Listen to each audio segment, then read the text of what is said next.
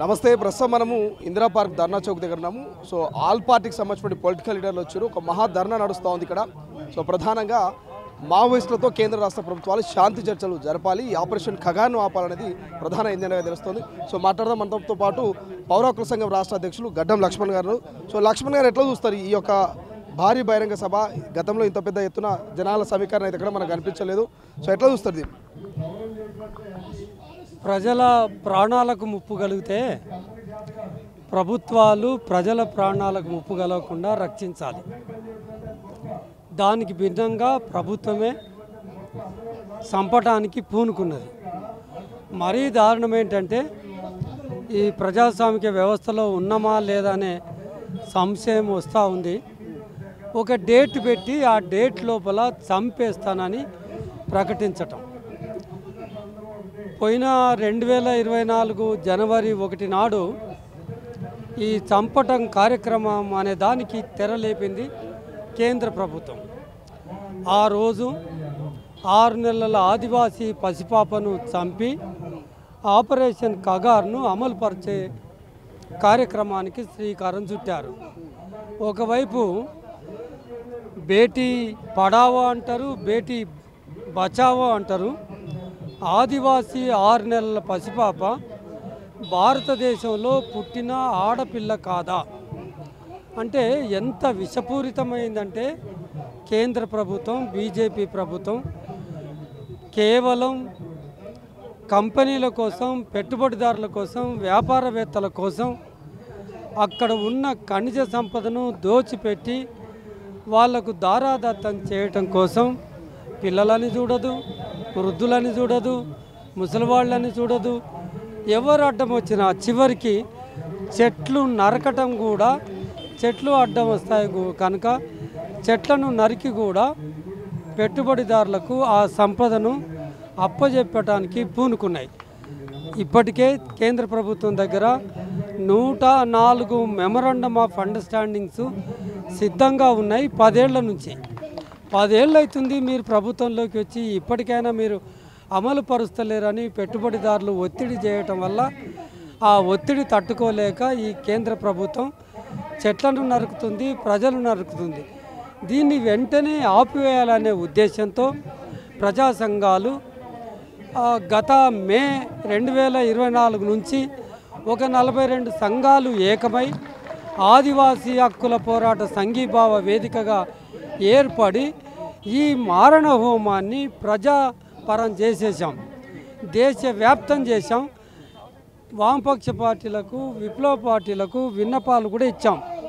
వాళ్ళు మొదట్లో స్పందించలేదు, కానీ చివరికి వాళ్ళ కమిటీలలో నిర్ణయించుకొని చర్చించుకొని అటుగా కొన్ని ప్రెస్ మీట్లు పెట్టి, కొన్ని రౌండ్ టేబుల్ సమావేశాలు పెట్టి తుదిగా అంతిమంగా ఇవాళ ఇందిరా పార్క్ దగ్గర మహాధర్నా నిర్ణయించి దాదాపుగా 5,000 మందికి తగ్గకుండా ప్రజా సమీకరణ చేసి ధర్నా నిర్వహిస్తున్నారు. కేంద్ర ప్రభుత్వానికి సెగబెట్టే ప్రయత్నం చేస్తూ ఉంది. ఈ ధర్నాకి అన్ని పార్టీలు వస్తున్నాయి. ఒక్క బీజేపీ మినహాయిస్తే అన్ని పార్టీలు, కాంగ్రెస్ పార్టీలు, ఇతర పార్టీలు, బీఆర్ఎస్ పార్టీ, పాలకవర్గ పార్టీలు అన్నీ అటెండ్ అయినాయి. కనుక ఈ సందర్భంలో తెలంగాణ రాష్ట్రంలో కాంగ్రెస్ ప్రభుత్వంలో ఉన్నది కనుక పౌర హక్కుల సంఘం తెలంగాణ కాంగ్రెస్ పార్టీ ముందు కొన్ని డిమాండ్లు పెడతా ఉంది. మీరు సానుకూలంగా స్పందించారు. పౌర హక్కుల సంఘం మిమ్మల్ని కలిసినప్పుడు చరిత్రాత్మకంగా చూస్తే కాంగ్రెస్ ప్రభుత్వం, కాంగ్రెస్ పార్టీ మావోయిజాన్ని ఎన్నడూ కూడా శాంతి భద్రతల సమస్యగా చూడలేదు. ఇది సామాజిక, ఆర్థిక, సాంస్కృతిక, ప్రజా పునాది ఉన్న పార్టీగా చూశాము. నిన్నగాక మొన్న కూడా సమాజం ఉన్నంత వరకు సమస్యలు ఉంటాయి, సమస్యలు ఉన్నంత వరకు మావోయిజం, నక్సలిజం ఉంటుంది అని స్వయంగా రేవంత్ రెడ్డి ముఖ్యమంత్రి గారు ప్రకటించారు. ఈ ప్రకటించారు కనుక మీరు ఇవాళ అఖిల భారత స్థాయిలో మేము రాహుల్ గాంధీ గారిని కలిసాం, ఖర్గే గారిని కలిసాం, మేము ఏఐసిలో పెట్టి ఒక నిర్ణయం తీసుకుంటాం, మేము సానుకూలంగా ఉన్నామని చెప్పారు. అఖిల భారత కాంగ్రెస్ పార్టీ సానుకూలంగా ఉంది అని చెప్పిండ్రు. మీరు గల్లీ నుంచి ఢిల్లీ దాకా ఇష్యూని తీసుకుపోయారు, అగ్రనాయకుల చెవులో వేసే ప్రయత్నం చేశారు. ఇప్పటికైనా ఎన్కౌంటర్ లాగే అవకాశం కనిపిస్తుంది. ఎందుకంటే వరుస ఎన్కౌంటర్లు భాస్కర్ కావచ్చు, సుధాకర్ కావచ్చు, అంతకుముందు నంబాలతో సహా 28 కావచ్చు, ఎన్కౌంటర్ మాత్రం ఆగట్లేదు. ఎట్లా చూస్తారు? అయితే అదే చెప్తున్నాం, కాంగ్రెస్ పార్టీ దృష్టిలో పెడుతున్నది. ఆల్రెడీ బీఆర్ఎస్ పార్టీ ఎలకతుర్తిలో ప్రకటించి ఉన్నారు, కాల్పుల విరమణ జరిపి చర్చలు జరపాలని. అధికారంలో ఉంది, కేంద్రంలో ప్రతిపక్ష పార్టీ కనుక ఇవాళ మేము కాంగ్రెస్ ముందు పెడుతున్న డిమాండ్ ఏంటంటే, మీరు అన్నట్టుగా ఒక చిన్నగా హైదరాబాదులో మొదలుపెట్టిన ఈ ఉద్యమం ఢిల్లీ వరకు తీసుకుపోయినాం. మీరు స్పందించారు, మీ స్పందన మాటల వరకే ఉంది. ఇవాళ మీరు ప్రత్యక్ష ఆందోళనకు దిగాల్సిన అవసరం ఉంది. కనుక ఏఐసిసి ముందు, ఖర్గే ముందు, రాహుల్ గాంధీ ముందు మేము పెడుతున్నది ఏంటంటే, ఒక ధర్నాకు పిలుపివ్వండి, అఖిల భారత స్థాయిలో ఒక ధర్నాకు పిలిపియండి అని పెడతా ఉన్నాం. కనీసంగా చర్చలు జరపండి, ఆపరేషన్ ఖర్గార్ను నిలువరించండి అని మీరు ఒక ప్రకటన చేయండి. దానికంటే ముందు అది కొనసాగుతుంది. దానికంటే ముందు తెలంగాణలో ఉన్న కాంగ్రెస్ పార్టీ ప్రభుత్వం ముందు పెడుతున్నది ఏంటంటే, మీరు ముందుకొచ్చి పెద్ద ఎత్తున ప్రభావం ఉంటుంది, మీరు సీజ్ ఫైర్ను ప్రకటించండి. మీరు ఆల్రెడీ పౌర హక్కులను నిలబెడతామన్న వాళ్ళు, పౌర ప్రజాస్వామిక వాతావరణాన్ని నెలకొల్పుతామన్న వాళ్ళు, పునరుద్ధరిస్తామన్న వాళ్ళు, పౌర ప్రజాస్వామిక వాతావరణాన్ని పునరుద్ధరించాలన్నా, పౌర హక్కుల ఉద్యమాన్ని నిలబెడతామన్నా మీకు ఒక టెస్టు. ఆ టెస్ట్ ఏంటంటే, మీ చేతిలో ఉన్న చట్ట వ్యతిరేకమైన గ్రే హ్యాండ్స్ బలగాలను వెనక్కి తీసుకోండి. కర్రెగుట్టలో ఉద్యమం జరుగుతున్నప్పుడు మేము డిమాండ్ చేస్తున్నప్పుడు మేము మా గ్రే హ్యాండ్స్ బలగాలు అక్కడ పాల్గొంటలేము. కర్రెగుట్టలో ఉన్న ఆ దాడులకు, కేంద్ర ప్రభుత్వ బలగాల దాడులకు మాకు ఎలాంటి సంబంధం లేదు అని అక్కడ ఐజీ రామచంద్రారెడ్డి మీరు చెప్పటం వల్ల స్పందించి ఉన్నాడు. కానీ వారం రోజుల్లోనే మీ గ్రే హ్యాండ్స్ బలగాలు 3 చనిపోయారు. దానికి అది ఏం ఎస్టాబ్లిష్ చేస్తుందంటే, మీ బలగాలు పాల్గొంటున్నాయి. ఇప్పటికైనా మీ మాటకే మీరు కట్టుబడి ఉండి గ్రే హ్యాండ్స్ బలగాలను వెనక్కి తీసుకోండి. సీజ్ ఫైర్ మీరైతే ప్రకటించండి.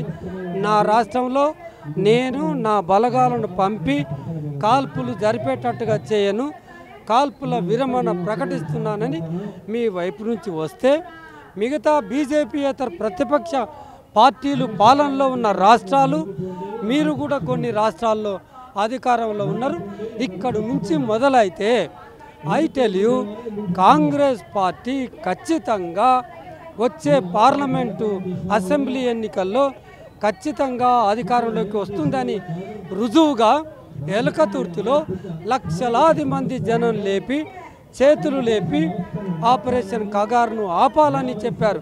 ఇప్పటికైనా మీరు ఈ పరిస్థితిని ఎన్క్యాచ్ చేసుకోండి. మీరు అడిగినట్టుగా మాకైతే భ్రమలు లేవు.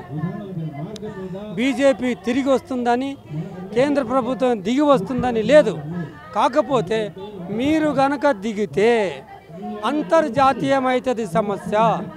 కాంగ్రెస్ పార్టీ ప్రతిపక్ష హోదాలో దిగితే కనుక సమస్య అంతర్జాతీయమవుతుంది. అంతర్జాతీయం కావటమే కాకుండా దేశంలో పెద్ద ఎత్తున ప్రభావితం వేస్తుంది. ఈ ప్రభావం మీకు ఎన్నికల్లో మనకు స్పష్టంగా కనబడుతుంది. కనుక ఇప్పటికైనా కళ్ళు తెరిచి బీజేపీని ఓడించాలి అంటే, ప్రజా సంఘాలుగా మేము చేసిన 16 నెలల కృషిలో బీజేపీ ఎట్టి పరిస్థితుల్లో తెలంగాణలో కాలు పెట్టకుండా ప్రజా సంఘాలు, ఆదివాసీ హక్కుల పోరాట సంఘీభావ వేదిక ఆ కృషి చేసింది. ఒక్క తెలంగాణలోనే కాదు, భారతదేశ వ్యాప్తంగా 2028-29లో మీరు బీజేపీ ముక్త భారత్ను సాధించబోతున్నారు. సిచ్యువేషన్కు అనుగుణంగా, దానికి అనుకూలంగా మీరు స్పందించాలని ఆదివాసీ హక్కుల సంఘీభావ కమిటీ తరఫున పౌర హక్కుల సంఘం తరఫున కాంగ్రెస్ పార్టీ పైన ఈ బాధ్యత పెడతా ఉన్నాం. రైట్, ఇది మొత్తం మీద జాతీయ అంతర్జాతీయ స్థాయిలో ఇష్యూ పోవాలంటే ప్రధానంగా ఢిల్లీలో ప్రతిపక్ష భవనంలో ఉన్నటువంటి కాంగ్రెస్ పార్టీ అగ్రనాయకులు స్పందించాలంటూ పౌర హక్కుల సంఘం రాష్ట్ర అధ్యక్షులు గడ్డం లక్ష్మణ్ చెప్తున్నటువంటి పరిస్థితి.